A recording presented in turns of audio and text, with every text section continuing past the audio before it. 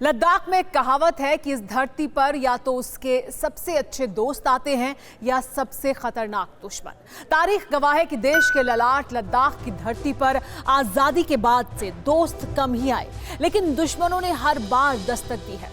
1947 में जम्मू कश्मीर का हिस्सा रहने के दौरान पाकिस्तान का हमला, 1962 में चीन से जंग से लेकर 1999 के दौरान करगिल के युद्ध तक, हर बार लद्दाख की सरहद ने अपनी अहमियत का एहसास दिलाया है, जिसकी हिफाजत में जान की बाजी लगाने वालों के सीने पर बहादुरी के तमगे सजे हैं।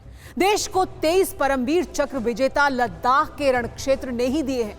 देश की इन्हीं जाबाजों में से एक और नाम नईमा तेंजिन का भी जुड़ गया है।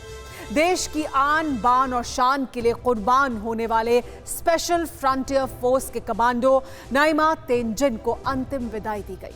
लेह में भारत माता के बुलंद जयकारों के साथ लोगों ने मां भारती के सपूत को सलाम किया।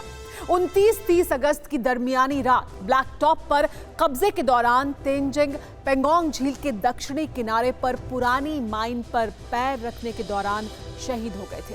उनकी जाबाजी से ही चीनी सैनिकों को भागने पर मजबूर होना पड़ा था। शहीद तेंजिन के पुश्तों की जड़ तिब्बत में है। चीन के आक्रमण के बाद से परिवार लद्दाख में रह रहा है। तेंजिन की शहादत लद्दाख की बुलंद चोटियों पर हमारे शूरवीरों के साहस और पराक्रम की अमिट गाथा में दर्ज हो चुकी है। लेकिन चीनियों का फितूर अभी बाकी है। एलएसी पर तनाव लगातार बढ़ रहा है। दोनों तरफ से फौज आमने सामने है। बावजूद इसके चीन की साजिशों की इंतहा कम नहीं हो रही है। सवाल यह है कि क्या बीजिंग के गद्दारों की जंग वाली सर्जरी का वक्त आ चुका है? यह स्पेशल रिपोर्ट देखिए।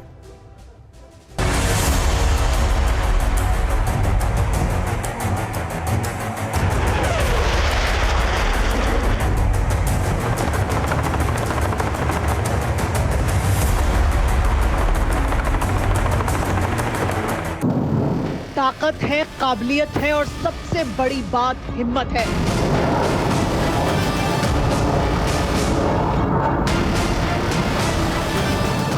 जरा देखिए इन रणबांकुरों को।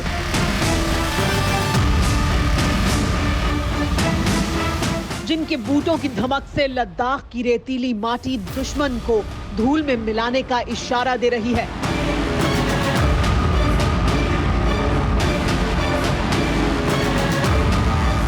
आसमान से मुकाबला करती बुलंद चोटियां हो या जमीन की गहराई नापती घाटियां, एलएसी का कोना कोना हमारे शूरवीरों के शौर्य का सजदा कर रहा है। तनाव है, बहुत तनातनी है, लेकिन सौगंध खाली है कि जब तक चीनियों को खदेड़ेंगे नहीं तब तक छोड़ेंगे नहीं।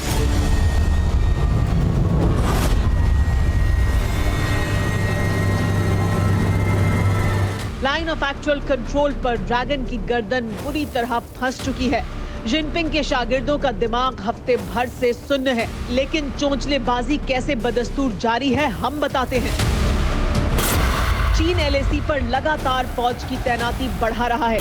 एलएसी के पार मोल्डो में चीन ने टैंकों की तैनाती की है। पेंगोंग के किनारे कई जगहों पर नए ठिकाने बनाने की साजिश है। इतना ही नहीं, लद्दाख की चौहद्दी नाप रहे हमारे लड़ाकू विमानों से खौफजदा चीन ने अब एलएसी पर अपनी मिसाइलों की तैनाती भी कर दी है।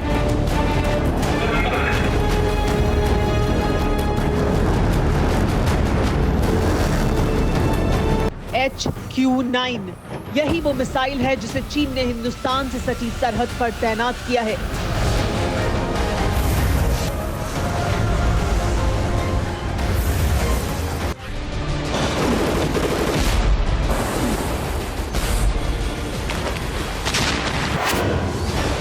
इस 2 स्टेज मिसाइल की तैनाती ड्रैगन के जंगी इरादों की तस्दीक कर रही है।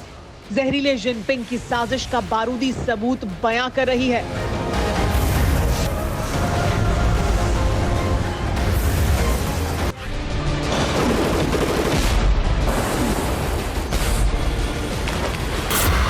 HQ-9 चीन का मेन एयर डिफेंस सिस्टम है।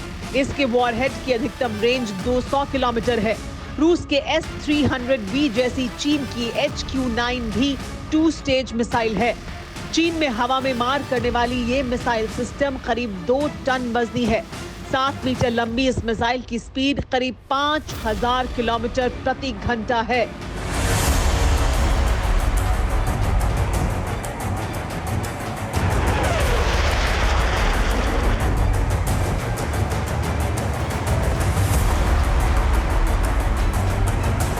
पेंगोंग लेक के किनारे जब से चीनियों को पटखनी मिली, तभी से जिनपिंग के कायर जनरलों की बुद्धि भ्रष्ट हो चुकी है। LAC पर चीन ने मिसाइलें और टैंक ही तैनात नहीं किए हैं, बल्कि एक हफ्ते के दौरान 60% से ज्यादा फौज की तैनाती बढ़ा दी है। सवाल ये है कि ब्लैक टॉप पर कब्जे के बाद से ही चीन इस कदर खौफजदा क्यों है? इसकी वजह जानना भी जरूरी है।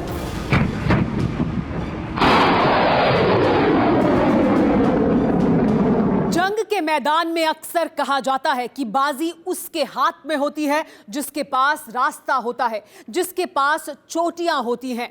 और ऐसे ही हमारे शूरवीरों ने LAC पर बाजी को पलट दिया है। LAC के पास यानी लद्दाख में रणनीतिक लिहाज से अहम सभी चोटियों पर हमारी फौज के कब्जे के बाद चीन की चालबाजियों के रास्ते बंद हो चुके हैं। बड़ा सवाल यह है कि चीन जो बौखलाया हुआ है इन चालबाजियों के बंद होने की वजह से, क्या वो अब किसी बड़ी साजिश को अंजाम दे सकता है?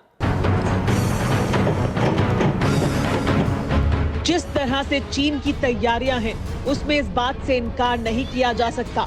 वैसे भी चोट खाए सांप की तरह चीनी सपोले फिर से फुंकार सकते हैं, लेकिन चीनियों की हर गुस्ताखी को नाकाम करने के लिए हमारी तैयारी भी पूरी है।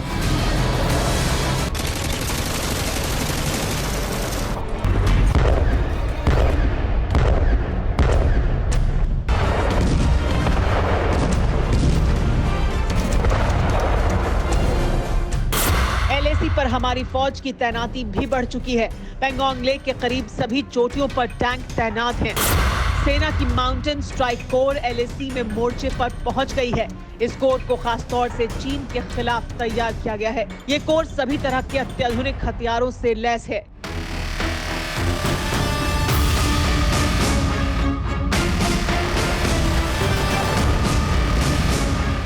इसमें अल्ट्रा लाइट हॉवित्जर तोपें हैं, जिन्हें हेलीकॉप्टर के जरिए पहाड़ों पर तैनात किया जा सकता है। चीन की फौज के सभी ठिकाने हमारी मिसाइलों की जद में हैं, तो लड़ाकू विमानों से लेकर सैटेलाइट तक से लगातार निगरानी रखी जा रही है। इसके अलावा लेह से हमारे फाइटर जेट्स हर आधे घंटे में उड़ान भर रहे हैं, ताकि चीनियों को हद में रहने का क्लियर मैसेज मिल सके।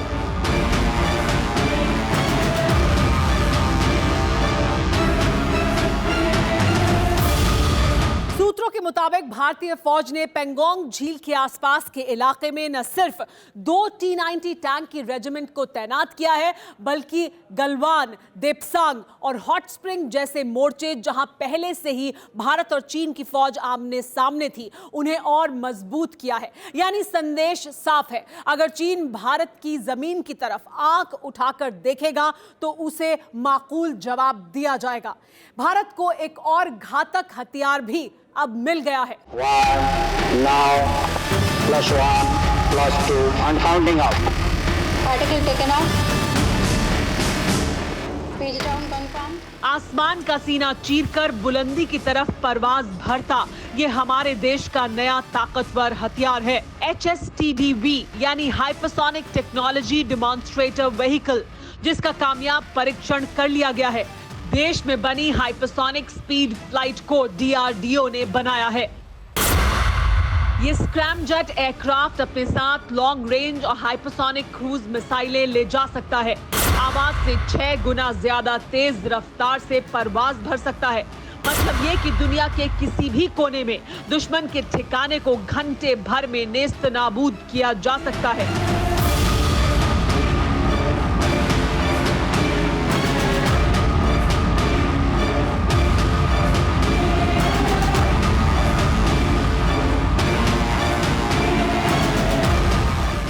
इतना ही नहीं, दुश्मन को कभी अंदाजा नहीं लगेगा कि मिसाइल का रास्ता क्या है। रफ्तार इतनी तेज है कि टारगेट को पता भी नहीं चलेगा। यानी एयर डिफेंस सिस्टम इसके आगे पानी भरेंगे। तो भला सोचिए, बीजिंग के गिरगिटों और शंघाई के सियारों का दिमाग ठिकाने लगाने में कितना वक्त लगेगा।